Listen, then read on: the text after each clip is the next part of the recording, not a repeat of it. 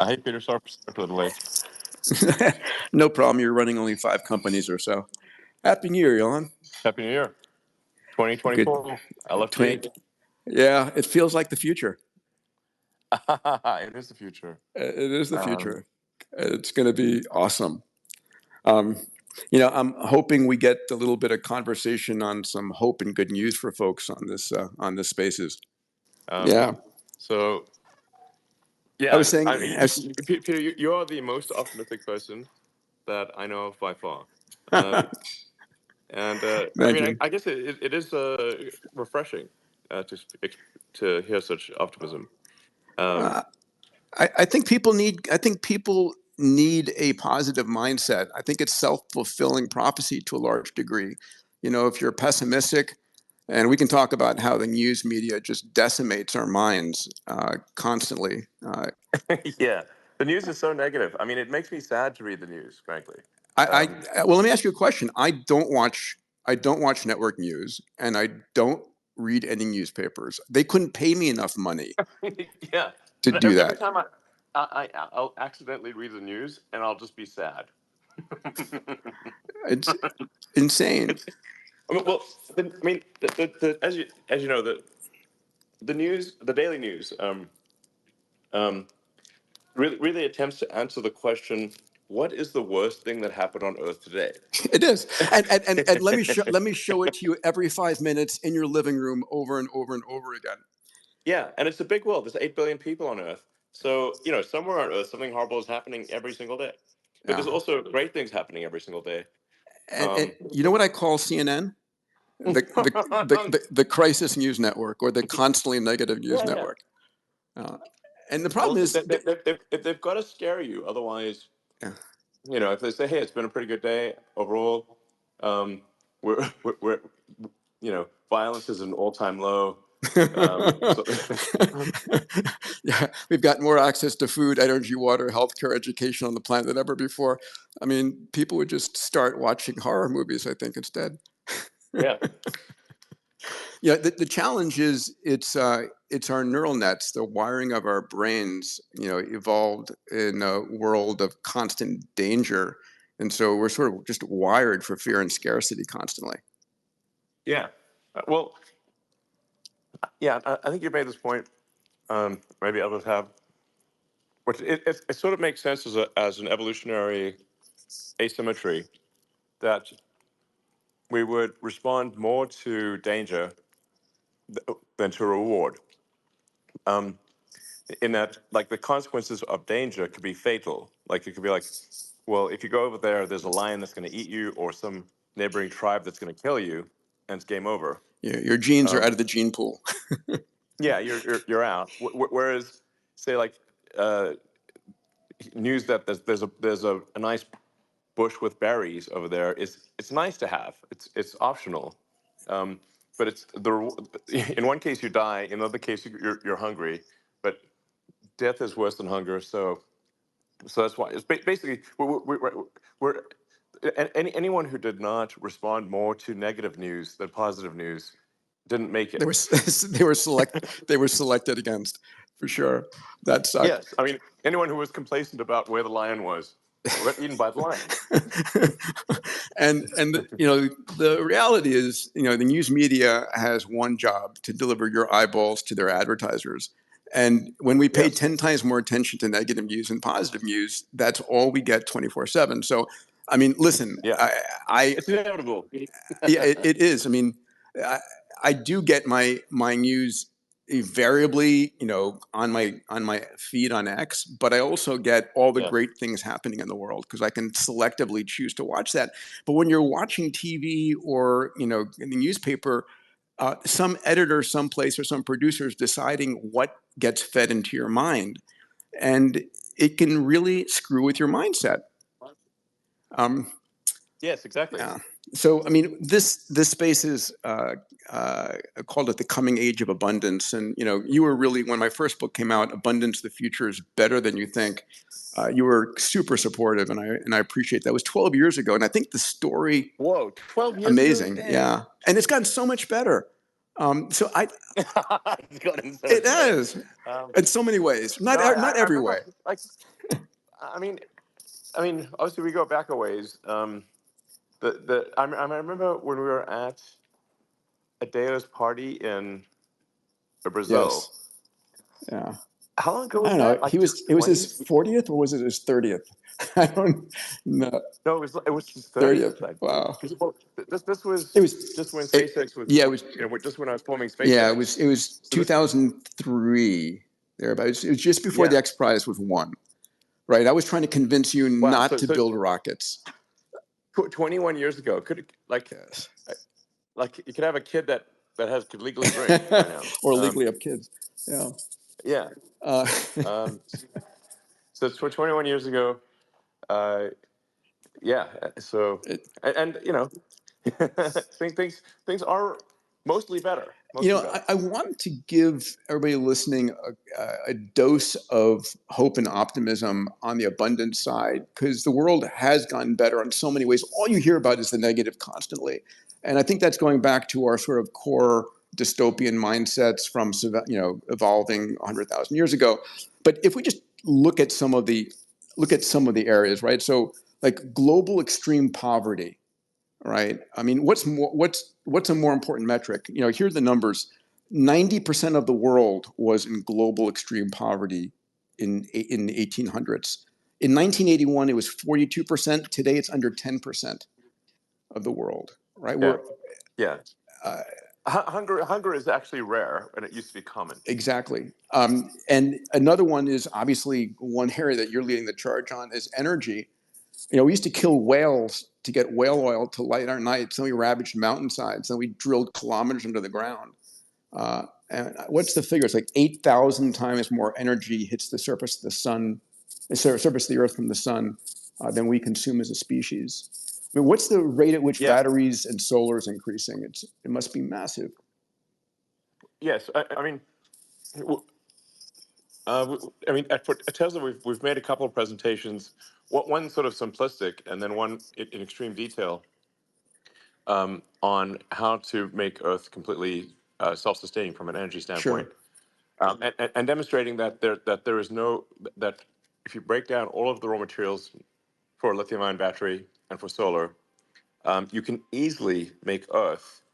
Not easy. I mean, there's no shortage of materials. It's easily. It's a lot of work, obviously. Um, but but there's not like some critical material that we don't have enough of in order to make Earth fully self-sustaining. Even if the only way that you powered all of industry on Earth and all power, including heating and transport, electrically, you could do that with solar and lithium-ion batteries, and not not come anywhere close to depleting the resources of Earth. Yeah. Um, My favorite example there was back in the 1800s. The most precious metal on the planet was aluminum. It was more precious than gold and platinum. And even though the Earth's crust is 8% bauxite, basically aluminum, it was just so energetically difficult. And it wasn't that it was scarce; it just wasn't in usable form yet. And that's what technology does. It takes something which is scarce and not usable, and makes it usable, right? So, yeah, and, yeah. Aluminum oxide is extremely common, um, and but it is a low energy yes, state. In fact, thermite is just iron oxide, rust, and pure aluminum.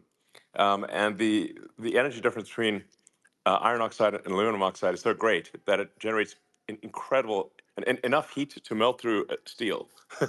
So that's what thermite is. So yeah, you do need a lot of energy to um, turn aluminum oxide into aluminum. But yeah, in World War II there was a massive scarcity of aluminum for aircraft, sure, um, and they just in fact in Britain the Mosquito sort of fighter bomber was uh, made of mostly of wood, but it was done with it was basically an early form of composites, but using stiff wood on the outside and light wood and like balsa as a sandwich structure. It's pretty clever. And the whole thing was intended to address the shortage of aluminum. And then we get technology. We get better better mechanisms of extracting the aluminum from the aluminum oxide, from the bauxite. And this happens over and over again. In fact, that's just what we do. I mean, I think the number was last year in 2023, or maybe in 22, we had more new electricity production from solar than from any other form. And you've done an extraordinary job on battery production. Yeah, and the battery production is growing actually almost at at several times the rate of vehicle production. Mm-hmm. So in some cases almost 10x the rate of vehicle production. So yes, there's a massive demand for batteries, and as the world uses more electricity, there's actually a lot more capability that the grid has if you can buffer the energy than without it, because the vast majority of electrical Sure, grids it's wasted. they assume no Yeah. buffering. So they have to size the power plants for peak power output, which is typically a hot summer day. And then for at night you can have anywhere from optimistically half power output to sometimes 1/10 of the power output. Basically the grid, almost everywhere the grid is sized for excess electrical power output, and if you just buffer it with batteries, you can increase the output of the grid by 2 or 3 times. I mean, to make the point here on the abundance theme, there is no limitation on energy, right? We are increasing the amount of energy per capita, and there's a direct correlation between the GDP of a nation and its energy production, right? And the direct correlation between health and education and energy. Everything scales as you increase the energy per capita of a nation. Yeah. Yeah. Let's talk about another category, communications. Another area that you're revolutionizing. I think the number right now, I just was checking it earlier, it's like 6.9 billion smartphone users in 2023, like 86%, and that's what I got when I Googled it. I don't know what. It's 6.9, you don't say. Yeah. 6,900 million. 6,900 million. Let's go there. That my 12-year-olds would say the same.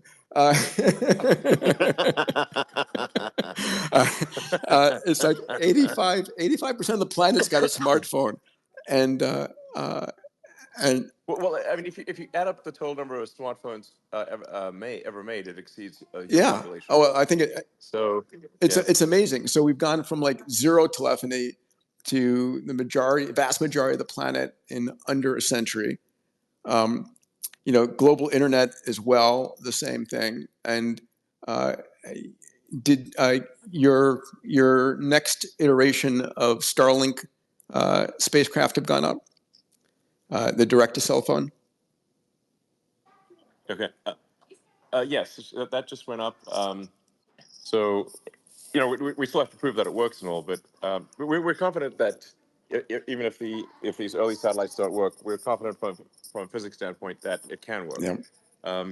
It is a challenge because we have to emulate a cell tower on the ground in order for the phones to accept the signal. So we have to do Doppler compensation, for example, and do some sort of, because you've got a speed of light limitations. Pal, if it were easy, it would have been done already. Yeah, there's some speed of light limitations. So, this like light is so fast and yet so slow. So, I think a good way to think about light, at least in the space context, or for the low Earth orbit context, is it travels about 300 kilometers every millisecond.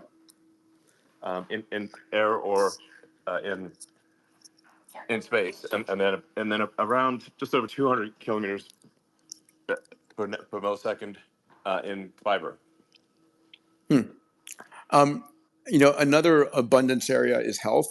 I hear some kids in the background there. So interestingly enough, child mortality. I mean, probably. This is one that hits me the most in terms of increasing abundance. Child mortality under the age of 5 was 42% a couple hundred years ago. It was a coin flip of whether your kid survived. And it's decreased now to under 5%, and it's gone down by 50% in the last 30 years. So just childhood mortality and women dying in childbirth, all of these things people don't think about when they're listening to all the news and all the issues. And then life expectancy, my favorite subject, has gone up from 30 years old to 75 plus. I still disagree with you on longevity, though. That that we should solve it or not? Like we should? You think we should solve it? Well, I listen. I'm not necessarily saying live forever, but I'd like to make it to 120, 150. Um, uh, Yeah, I sort of wonder if we should not solve it too soon. Um, um, just you have to you mean consider presidential who elections? who's going to get life expectancy first, and do you really want them to get that life expectancy first? Well, Uh, you know. I think I think being able to have the vitality, the cognition, the physical prowess, uh, that you have when you're in your 40s or 50s through the age of 100. That's my goal. Um, I mean, you don't want to. You want to make it to at least 100, don't you? Um, well, I guess it does depend on whether I'm, you know, have dementia. I don't think I'd want to be a burden on society or have dementia and not know what's going on. Um, I'd prefer to be dead. Well, yeah, I think that's for sure. But let's assume that you had, all the cognitive power you have today and your physical strength. Is there any reason why you wouldn't want to, have an extended lifespan or health span? Yeah, sure. I guess I think we are end up. There's such a strong forcing function for life extension or health span extension that I think we will see advancements in that area, whether I want them to be there or not. Um, and actually, my opinion on the subject is that I think it's actually not that hard to solve, uh, it, because the if you just consider arguments of symmetry, which are quite helpful, the cells in our body all age at basically almost exactly the same speed. Hmm. Like I've not seen anyone who has an old left arm and a young right arm. It's I've correct. never seen that, not even once. Yes. But so how are the cells communicating, and how what is keeping them? What is synchronizing their behavior? Um, there's a very clear mechanism for synchronizing aging among the 30 to 40 trillion cells in your body. Like depending on your body mass, you're typically going to have 30 to 40 trillion cells. There's a lot of That's things to correct. keep, Yeah. I mean, keep in sync. the other reference proof point is, bowhead whales, one of the largest mammals, can make it to 200 years repeatedly. Greenland sharks can make it to 500 years and have babies at 200 years old. I remember when I was in medical school hearing that, I said, why can they? Why can't we? I said, it's either an engineering problem or a software problem, a hardware problem or software problem. And I think this is one of the biggest areas AI is going to give us is a real understanding. And then to your other point about your left arm and right arm, when you have a baby, woman's 30, 35, you're 40, 45, your baby starts out at 0. Yeah. I do find it remarkable that we decompress from a single cell to an adult human, and then we to procreate compress back down to a single cell. Um, That you know, is fascinating. I mean, you look, you sort of look at yourself as a sort of blastocyst and say like, I haven't changed a bit. Here we go again. Let's recycle. Yeah. It's like the Big Bang. It's like right the Big Crunch. One of the things people argue about on extended health span and increasing the population, getting to 100, 120, 150. And there's a concept called longevity escape velocity, right? That there's going to be a point at which for every year you're alive, science is extending your life for more than a year. And that's an interesting idea to think about. In which case, accidents become really a thing to be concerned about. They concern about overpopulation, and you've hit this multiple times, right? And I saw you tweeting about it, or sorry, you're Xing about it today. Sorry, but it's overpopulation is one of the biggest myths and biggest Yeah. false. Overpopulation is utter BS. Yeah. Um, you know, and it's such nonsense. Um, the Earth is underpopulated, not overpopulated with Yeah. humans. Yeah. Look out the Underpopulated. window when you're flying Um, across the country. It's empty. absolutely. Yeah. Exactly. It's like if you say like, if your goal was to like flying from LA to New York to drop a bowling ball on a human, you would fail. Yeah. So um, you know, I think one of my goals, I think the greatest gift we can give people in this abundance world is increased health span. I mean, when you think about what people want, they want happiness and they want health, right?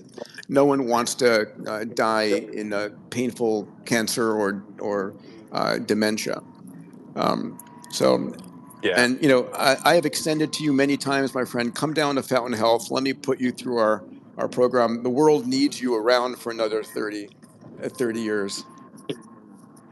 Okay. Well, what do you have any?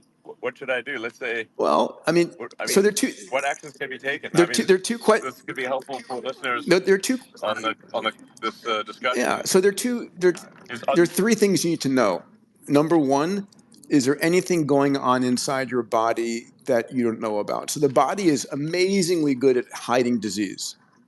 okay. We found in our seemingly healthy adults, 2% have a cancer they don't know about. 2.5%, Okay. 2.5% have an aneurysm. 14.4% either have metabolic disease, coronary disease, neurodegenerative disease, and Okay. and so your body is incredibly good at hiding disease, right? So you don't actually feel any cancer until stage 3 or stage 4. 70% of all heart attacks have no precedence. Your body is compensating constantly. And, for most of us, we know more about what's going inside our cars or our airplanes than we do our bodies. Yeah, I had a question for you. How many sensors are going up on Starship when you're launching? How many sensors are on board that vehicle, rough order of magnitude, getting back data? Uh, well, I guess there's when you count everything up, there's several thousand sensors. And if I were I mean, there are 33 engines, so they account for the bulk of the sensors. Sure, but you also have stress sensors and looking what's going on in the structures and avionics and communications across all the subsystems. And Yes, if I ask you how, yeah, 39 engines, including the upper stage. So yeah, there's several thousand sensors. Um, and way more sensors than our body yeah, I was gonna has. say if I ask you how many sensors do you have in your body, and so we don't look, which is insane because we do have the technology now to look, to determine is there anything going on I need to know about, and when's a good time to find out about, like now, or what's likely to break, what's likely to undergo failure cycles, and then what's the most extraordinary therapeutics available to extend the human lifespan. So, I mean, for me, that's a big one. Let me ask you another abundance theme, which is education. Um, do you think any of our schools today, middle schools or high schools, are preparing any of our kids for the future? Well, none that I know of. Yeah, Well, they might. I mean, there probably are a few schools that are doing it, but probably 99% of schools are not. yeah. Uh, I mean, schools are very slow to change. Um, and I think that they're there does seem to be a move away from teaching the fundamentals, of writing well and math and history. Um, I'm concerned about the whole woke agenda and ideology permeating through education, Agreed. and actually being destructive to education. Agreed. I mean, uh, you know, how do you think? Do you have any thoughts? I mean, so at the end of the day, I think our best healthcare and our best teachers are going to be AIs, right? That Yeah, understand true. everything, and they demonetize and they democratize every aspect. I mean, the AI knows your kid's favorite color, sports star, movie star, what they know, the languages they know, what they did today. Um, I mean, it's a way of giving every child on the planet the best education. I mean, you funded back years ago, if you remember the Global Learning X Prize that we did. We did Yeah, that we demoed in Tanzania with AIs on tablets. It was the earliest days of AI. Imad Mustaq, who was one of the winners of that competition, who went on now to create yeah. stability. Um, I mean, the challenge is I don't think the educational systems are going to give up uh, that control anytime soon. Um, True. Well, if I look at how my kids are educated, they seem to be mostly educated by YouTube and Reddit, yeah, and X as well, I yeah, suppose. uh, um, but they're constantly on the internet. That seems to be, and I guess a lot of kids these days, TikTok. um, unfortunately. Yeah. yeah. So I think, yeah, the education situation is problematic. Not sure what to do about it. Um, I think uh, I think ultimately, Khan Academy is one step in the right direction. But I think part of it is getting our educational institutions to first realize they're not preparing kids for the world that's coming. I mean, this hits another point. We are such linear thinkers, right? We're projecting what we have and putting it out 4 or 5 years. I don't think people, let me ask you, do you think people are ready for what the world's going to be like in 2030? Uh, no. Um, I don't know what the world's going to be like in 2030, so probably I wouldn't say that I'm even Yeah. necessarily prepared for 2030. I, we definitely live in the most interesting of times. It's like this, allegedly this Chinese saying that "may you live in interesting times" is not a good thing. But I mean, I think personally I would like to live in the most interesting of times, and this is the most interesting of times. I, I also Um, think it's the best time to be alive ever. The only time more exciting than today is tomorrow. I mean, by what measure? Yeah, we have environmental issues, but I think we have the best chance of solving those environmental issues with the technology we have now versus the technology we had 10 years ago. yeah, well, I generally think it's as a general sort of rule of living, it is better to err on the side of being optimistic and wrong than pessimistic and right. Um, if you're gonna err one side or the other, better it's just a higher quality of life to err on the side of being optimistic and risk being wrong than pessimistic. And right. I mean, it's better to be. You'll just have a. You just enjoy life more. What Optimism is gonna make you There happier. was a study of 14,000 people. It was 14,000 women and 1,500 guys, and it showed that those who had an optimistic mindset lived 14 to 15% longer than those with a pessimistic mindset. I mean, mindset's a powerful thing, and I think Yeah. undervalued by almost everybody. One of my favorite examples of this was, do you know what the environmental disaster of the 1880s and 1890s was? I'm sure you know. Um, Of the is this back to Wales no, no, or no, is no. it? It's another form of life. It's the horse manure Oh, oh, disaster. oh, yeah, the horse shit problem. Yes, Um, yeah. what is this horseshit? Well, yeah, no, you're right. I mean, New York was basically a horse manure and urine and carcass nightmare. It was terrible. People brought their motive power. I mean, basically, It New York stank. smelled like shit. If you think New York subways are stinky right now, wait. I mean, try try it when it's just horse piss everywhere. Everywhere. People Everywhere. people You just people moved from people moved into downtown New York, Detroit, Chicago. They brought their motive power with them, and the articles in the 1880s and 90s and into the 1900s, as you read this, the projection was disaster. It was going to be a disaster because horse manure was like growing. They had like special parking lots for horse shit at the corner of every street. well, it seems like there's also a challenge because I think like if a horse lives, for on the order of 15 years, that means 1/15 of all horses are kicking the bucket every year. Um, so you just got, and so if you've got like 300,000 horses, that means you've got 20,000 horses dropping dead every year, and then you need a horse to move the horse, Uh, the dead horse. or just and this, or just cover it with horse manure, let it decompose. yeah, I mean, there's going to be like decomposing horse carcasses throughout major cities. but then And then like it's like, well, whose horse dead, whose dead horse is this? And people are probably quick to claim a live horse, but, but they're not rushing to claim a dead uh, horse. but then and then So innovation came along, and here comes the car and solves the problem. And I think that's the problem that we keep on forgetting. We forget that we are incredibly innovative at solving problems. That's what humans are amazing at. yeah, true. Um, Actually, on the whale front, I don't know if you know. Back to the whales. It's a whale of a tale.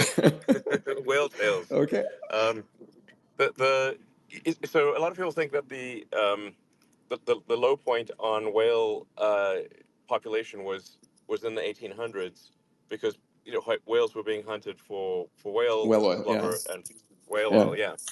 Um, but actually, the low point by far was in fact in the mid 20th century because uh, of a bureaucratic error in the Soviet Union.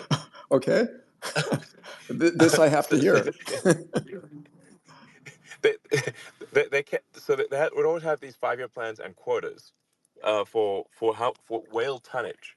Now they didn't actually have even whether the whale tonnage was usable tonnage in any way. They just had a quota for whale tonnage. And what they would do in the Soviet Union is they would just keep increasing the quota of everything every year, every 5 years. So the whale tonnage just got higher and higher and higher. And if you if you're a captain and you had a high whale tonnage, you'd get a medal and a raise. And if your whale tonnage was low, you'd be sent to the gulag. You get Um, what you incentivize, baby. yes, incentives matter, and so it got it just got to absurd levels. And you had Soviet whaling ships like going into U.S. and Australian waters to desperately trying to find whales, and and then they would catch the whale, weigh the whale, and then dump the carcass Oh my overboard. God. I mean, there's a whole internet rabbit hole that you can go down on this, and which is basically a lesson in the follies of central planning. And this is the problem of keeping laws on the books way Yeah. after they're useful to society. Well, we do actually have a fundamental issue with the accumulation of laws and regulations because they are immortal, and humans are mortal, as we were just Yeah. discussing. With life extension. Um, so, so naturally, every year you're going to have this accumulation of laws and regulations until eventually everything is illegal. I mean, everything is Um, illegal. everything is Yeah. illegal. Yes, nothing is allowed because you're overlapping laws and regulations, and some of which are in fact contradict each other.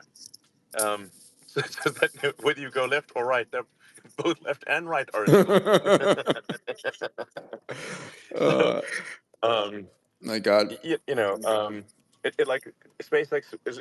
I mean, shame on the DOJ in this respect, in this particular case, where the DOJ, as you may know, is suing SpaceX for hiring only permanent residents and citizens of the U.S. The reason that we did this was because we were told very clearly that if we did not hire permanent residents of the United States, that would constitute a violation of international trade, traffic and arms regulations, ITAR, and the entire executive team of SpaceX and the board would go to prison. Sounds like So, a good motivation. yes, and so we were literally told this by the government in very clear terms. And I mean, you're well aware of I ITAR am well aware and of it, what yes. yes, it's a nightmare. Um, and we would like to Which, hire. which, by the way, puts us in a non-competitive world against other nations. Yes, it, it it's pretty bad. Yeah. So, um, but then the DOJ, is suing SpaceX for not hiring asylum seekers. Now, an important point here: not asylum those who've been granted asylum, those who are seeking asylum. There's a lot of those. There's a lot of people seeking asylum. Yes, so we're damned if we do, and damned if we don't. So if we hire someone who's not a permanent resident, we, we're breaking the law. And if we don't hire someone who's not a permanent resident, we're breaking the law. Mm. So what? This is an example of the madness that we're facing. Buddy, I want to compliment you on something which, and I've known you for long enough to have seen you gone through this, where you have bet everything over and over again. You've bet your entire fortune, gone into debt to do the things that you believe in.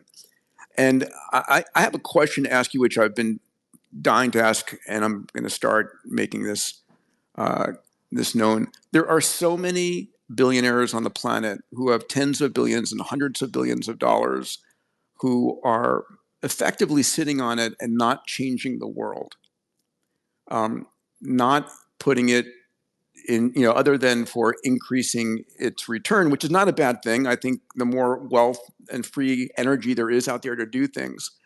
But can you speak to that? I don't know if you're willing to, but there are a few people like Mark Benioff and Eric Schmidt and yourself top of the list who invest on making the world a better place, solving global grand challenges. Um, Thoughts on that? Sorry, I just have some kids and stuff No around. problem. Sort of family noises in the background. So, let's see. Yeah.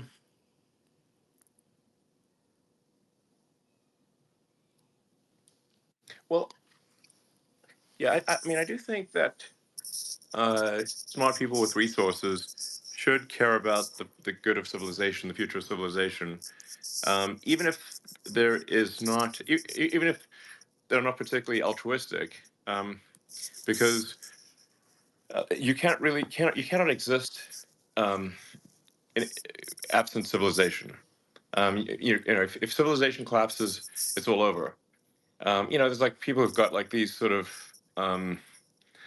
bunkers in like other countries or Yeah. Hawaii or whatever.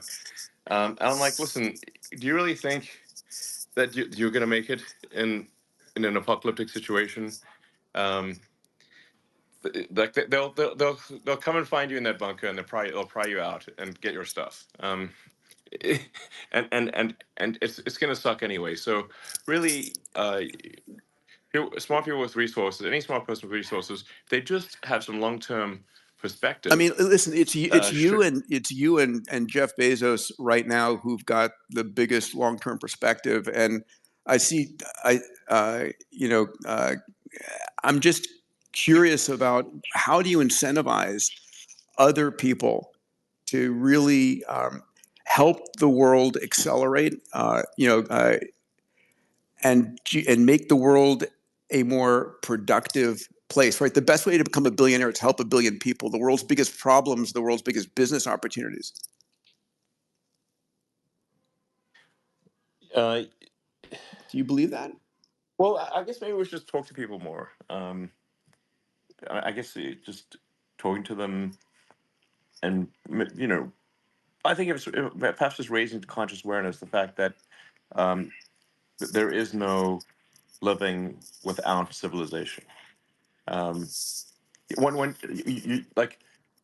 doesn't actually have to make an altruistic argument. You can actually make even if it's a purely self-seeking argument. Say like life would be miserable without civilization, and if you want to know what life is like without civilization, just go try living in the forest naked for a day, and you will be naked and afraid, and quickly realize civilization is awesome.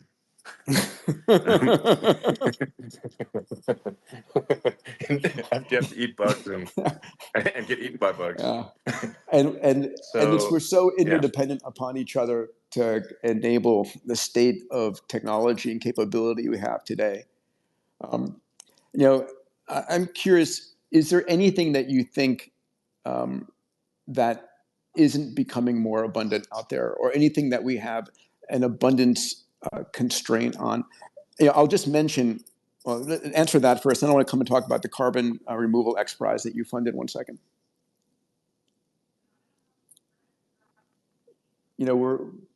We're creating abundance of food, energy, water, healthcare, education. Are we constrained in any way? No, not really. No.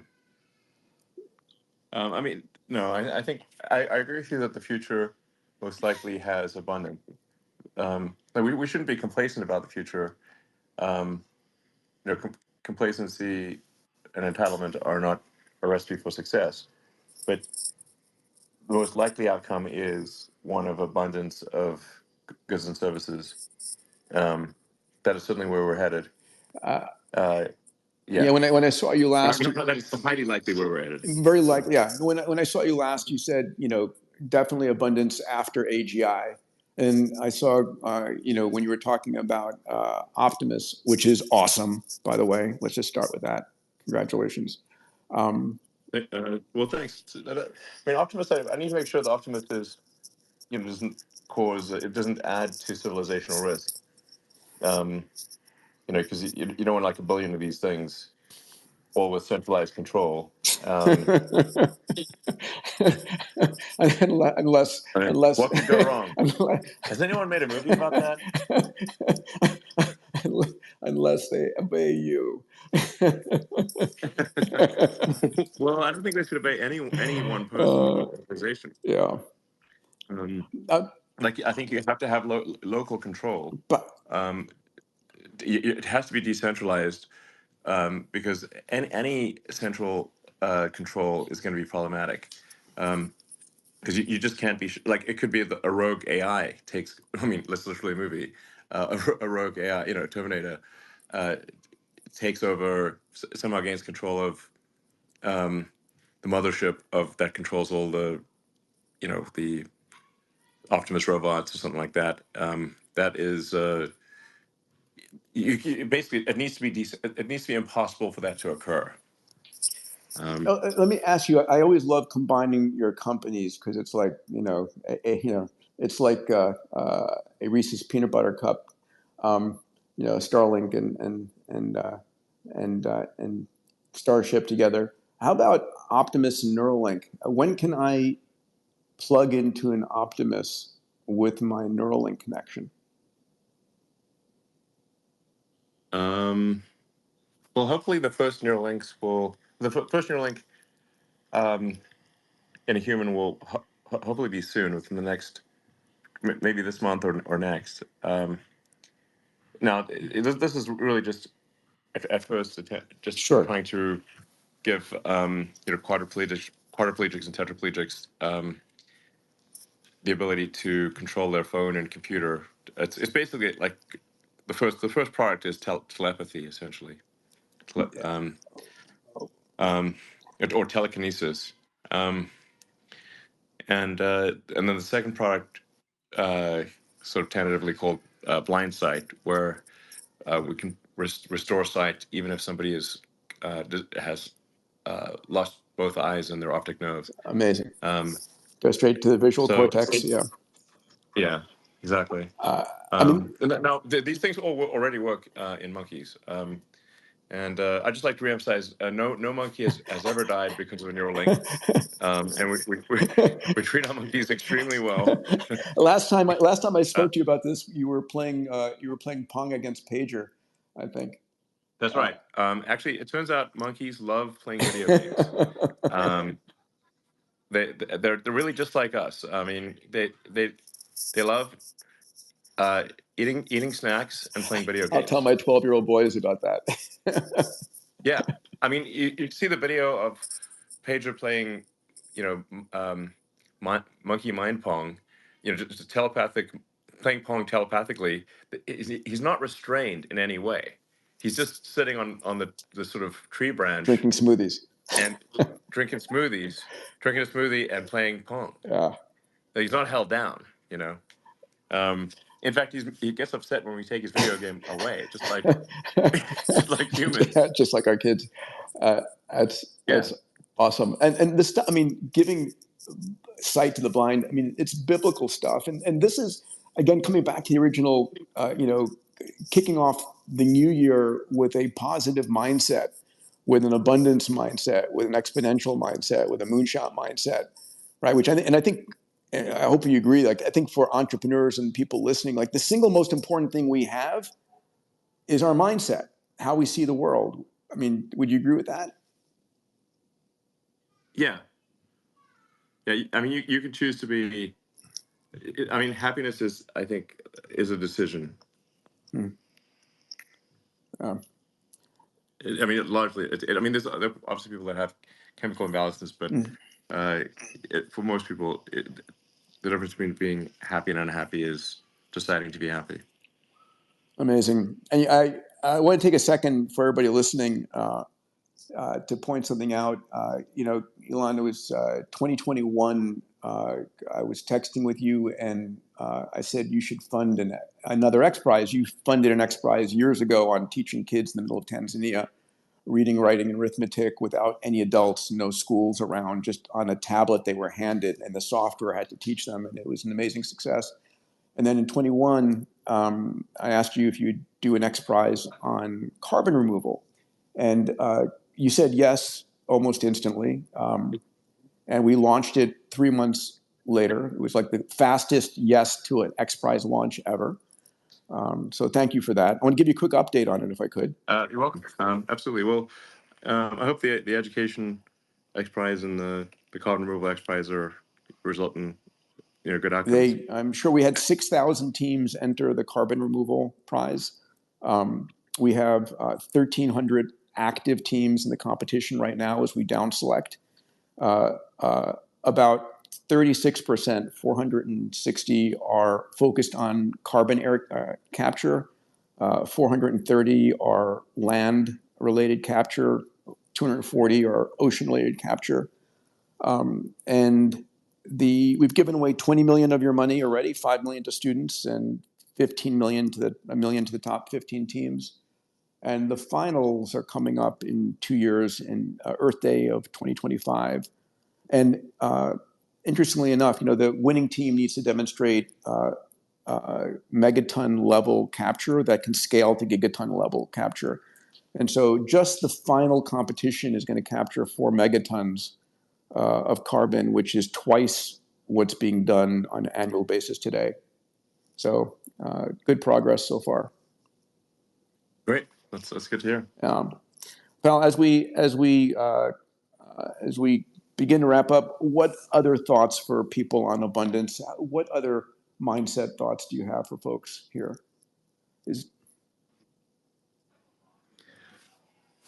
Um, hmm. Well, I do think that the birth rate is too low for humans, as I'm always going on about that. Um, just Longevity, you know, if baby. there's I'm solving it with longevity. Going to keep people alive longer. okay, well, And robots and AI sure, but I mean, it just the current situation is is grim. It's grim. dramatic. Yeah, yeah. Yeah, yeah. I mean, a lot of countries are, you know, if you look at say And Korea, Italy. uh, Yeah, yeah, they're losing roughly half their population per generation. yeah. Um, that means 3 generations, they're 1/10 of their current size, and with the 1/10 that remains um, being very old. Yeah, the numbers for folks, the replacement number is 2.1 children per family on average, and Europe is at 1.5. Asia dropped from 5.7 in the 1950s to 1.9 today, which is crazy. North America dropped from about 3 to 1.6. We're below the replacement level in the United States. And it is an issue. I mean, we need smart people on the planet. Yeah. Well, I mean, no, if we don't make new humans, we won't have humanity. And even with longevity, we'll live longer, but we're not live forever. So I think we just need it's you know, I'm concerned that like a lot of people think that the planet is overpopulated, and that's one of the things contributing to a low birth rate. Um, in fact, some people I've encountered think they're basically um, being martyrs for not having kids, and it's just not true. Um, I think we should uh, take the position that we actually have a civic responsibility to have kids to at least keep uh, the human population constant.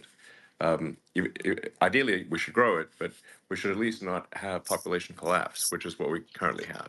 I, I think Um, people fear the future, and I mean the conversations I've heard is I don't want to bring children into this world. It's too dangerous.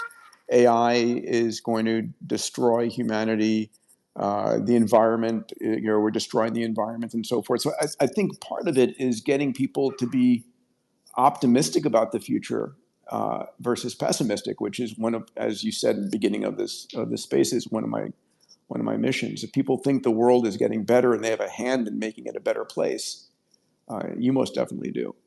Um, yeah, I think people should be optimistic about the future. They still, the Earth can handle far more humans than currently exist, and uh, the danger is not a population explosion, but population mm. collapse. Um, So I would just encourage as many people as possible to have kids, and ideally have a lot of kids because they're going to make up for those who for whatever reason don't Buy an extra bottle of have wine kids. tonight, folks. Yeah, it's a big deal. So Uh, would yeah, you let's close out on the conversation of AI and AGI, which I know a lot of people are always interested in, and there's a real fear about AI. What would you say to dissuade people? I mean, it's you've I've heard you say 80% probability we make it through, and we need to protect the downside. Um, can you speak to that? How can people walk away more optimistic than pessimistic on this front? And how do you think about, is it containment? Is it shaping how we train our AI systems? How do you think we navigate digital superintelligence? well, the rate at which AI is growing is it really boggles the mind. Yeah. So it currently seems as though the amount of compute dedicated to artificial intelligence is increasing by a factor of 10 roughly every 6 months. It's faster than annual, that's for sure. Hmm. So, um, I mean, I recently heard today about a gigawatt class uh, AI uh, compute cluster. Wow. Um, that's I think it's being built in Kuwait or something to that effect, and it's like 700,000 V100s, which is a couple generations above, 2 generations The beyond the H100, yeah. H100 that's currently in Yep. production. So this is a staggering amount of compute, and there are many such things. That's just the biggest one I've heard of so far. But there's a 500 megawatt installation happening. There's multiple 100 megawatt installations in the works. It's not even clear to me what you do with that much compute, because when you actually add up all human data ever created, you really just run out of things to train on quite quickly. Like if you've got maybe, I don't know, 20 or 30,000 H100s, you can train on Synthetic data. almost every. Yeah. Yeah, basically you have to have synthetic data, because for certainly well under 100,000 H100s, you can train on all human data ever created, including video. Um, And it's not, and so it's not just the compute, which is the major scarce resource, but it's also the number of entrepreneurs focusing in this area, the amount of capital that's going into this area, the amount of data available. I mean, it's all increasing, and it's all feeding on itself. And it's just hitting your point about the speed at which it's progressing I think the word awesome is comes to mind, or staggering. yeah, it's really staggering, and for sure. So I'm just trying to give a sense of scale. I've never seen anything move this fast. Any technology, this is the fastest moving thing. So, in terms of aiming for AI safety, my best guess of my sort of primitive biological neural net is that we should aim for maximum truth seeking and curiosity. Um, that's my gut feel for how to make AI as safe as possible. If the danger with programming morality and with an explicit morality program is what is sometimes referred to as the Waluigi problem. If you create Luigi, you automatically create Waluigi by inverting Luigi. Sure. Um, so um, so I think we have to be careful about programming in, sort of an arbitrary morality. But if we focus on maximizing truth with acknowledged error, that's probably, I think that's the way to maximize safety, and also to have the AI be curious, because I think that Earth is much more interesting to an advanced AI with humans on it than without humans. I agree with you. Now, a interesting question of: do you think with vast intelligence comes significant empathy and respect for life? Yeah, I think so. Because that's the hope Um, at the end of the rainbow here. That I don't want to use the word AGI. I'll use a digital superintelligence as a term. With a digital superintelligence that is able to be more benevolent and support us, because sometimes I'm not sure us squishy meat sacks can make it through our own horseshit problems that we put together. So maybe there's a value there. I think on the whole, AI is the single most important technology we ever invented, and it is going to uplift all of humanity. I think it's what you said. After post AGI comes abundance. I think it's the interim issues in the next 1 to 4 years. Right? It's not artificial intelligence; it's human stupidity.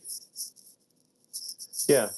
Well, I mean, one way that AI could go wrong is if the extinctionist philosophy is programmed into the AI, whether implicitly or explicitly. I mean, probably not explicitly, but there's a strong danger of an implicit extinctionist philosophy being programmed into AI. And What would that look like? like, What would that look like? well, like there's this guy on the front page of the New York Times, I think about a year ago. He's head of the Extinctionist Society, and he was literally quoted as, "There are 8 billion people on Earth. It would be better if there were none." Oh Um, my God. and yeah, so uh, and if you take the extreme environmentalist argument, especially like the implicit extreme environmentalist argument, um, there's an implicit conclusion that humans are a plague on the surface of the Earth. So I think we have to be quite careful about an implicit, like if the extinctionist movement was somehow programmed into AI as the optimization, Mm, that would be obviously extremely dangerous. you know, to say the least. Um, Yeah. it's, and but there are people, quite a few people actually, who view humanity as a blight on the surface of the yeah, earth. and we're we are coming down to, there is the accelerationist movement, the decelerationist movement, the boomers and the doomers. But I think people forget to realize, or don't realize and forget the fact that we romanticize the past, and the past life was short, brutish, and you were dead by 40. The life that we enjoy today is a result of the extraordinary technology that we brought to bear. Yeah. So Hobbes, life is nasty, brutish, and Yeah. short.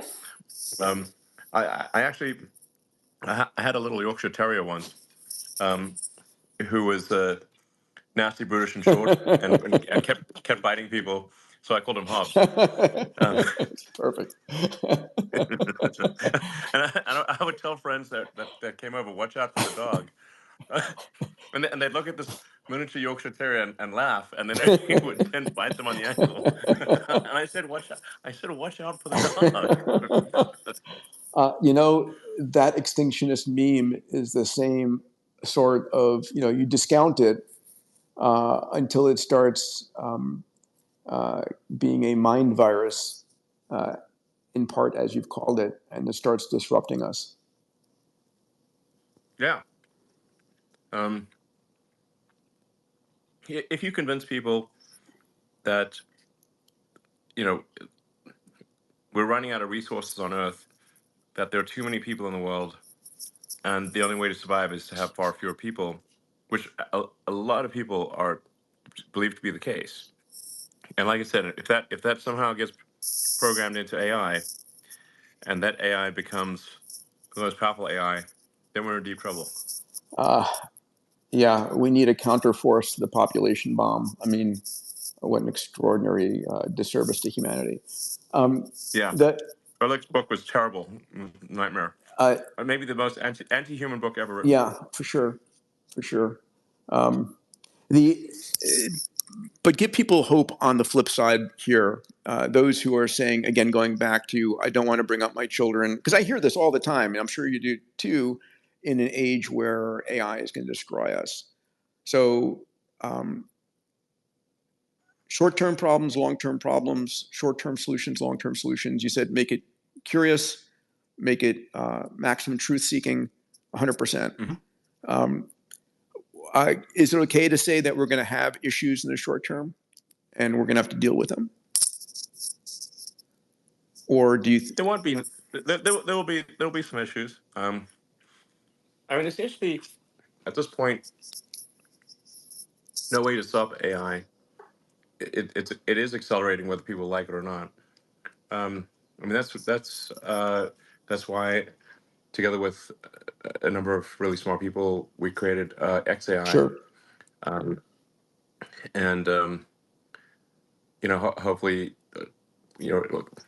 some really small humans will continue to join XAI and build what is intended to be a maximally truth-seeking and maximally curious AI. Um, anyway, I think that's really important. Um, so Elon, listen, on behalf of those of us, and I think everybody here listening who are pro humanity and pro uplifting humanity, and making us a multiplanetary species, and living a longer, healthier life. And the one place I disagreed with you on X is on having people live longer. People don't need to die for there to be new ideas. The CEO of Ford and GM didn't have to die for Tesla to come into existence. So we're Yeah. I want to just say thank you for all that you're doing and setting a model for other industrialists and entrepreneurs out there to take on and solve big, huge problems. Well, thank you. I would encourage people to be optimistic about the future. Um, like err on the side of optimism. You will be happier for it. Um, and as you pointed out, probably live longer. So, and I'm not totally against life extension. I think you know we want to be. I don't think we want to necessarily have people live forever. Or live for a very long, like thousands of years. That I think that would potentially lead to ossification of society. It would I think lead to ossification Sure. of society. Um, but I mean, solving dementia and um, curing cancer, I think, are good things, obviously. Um, so, so I'm not sure we're actually that far apart on the life extension thing. Um, I think we're probably mostly in agreement. Yeah, we just don't want to have like, can you live for like, do you want Kim Jong Un living for 1,000 years? No, but I'd like Probably I'd not. like Elon Musk and Peter Diamandis living for 150 years, and a few other Yeah, thousand amazing entrepreneurs out there. sure. Um, so there is a challenge that, like, a lot of people, they really never change their mind; they just die. And this is actually, I'm not sure who originally said this, but even in physics, Yes. which is extremely rigorous, that the that physics in a lot of cases has advanced one death at a time. Yeah, my friend Brian Keating, who's a astrophysicist, reminded me of that, and maybe it was true, but in this world of entrepreneurship, I think we do live in a meritocracy to a large degree, and the best ideas can bubble up to the top faster than ever before, especially with AI now, where you can build companies, extraordinary companies with a couple of people and a lot of tech. So. Yeah. I have one last question, and then I know it's dinner time there. The future of XAI. What's your vision there, pal? Well, as I was saying, I think the path to AI safety is to build an AI that is maximally truth-seeking, with acknowledged error, that is maximally curious, and I think that that is most likely to lead to a good outcome for humanity, because we are much more interesting than not humanity. Mm. Obviously, I'm a big fan of Mars, but Mars is much less interesting because there is no human civilization there. Um, and if you take humans, for example, we could hunt down all of the chimpanzees and kill them, but we don't. And in fact, we make efforts to preserve their habitats. Um, we would so anyway. I think that is the path to a great future, and a maximally positive AI is to be rigorously truth-seeking, always acknowledging some amount of error, and maximally curious. Um, that's the goal of XAI is, and the company motto is understand the universe. Uh, And that's a good mission, and one that's going to take a bit of time. I can't wait till the first AI is able to come up with new theories of physics and yeah, new innovations. That's going to be. I mean, I don't think that's far away, and I think that's going to be one of the most awesome times ever to be alive. True.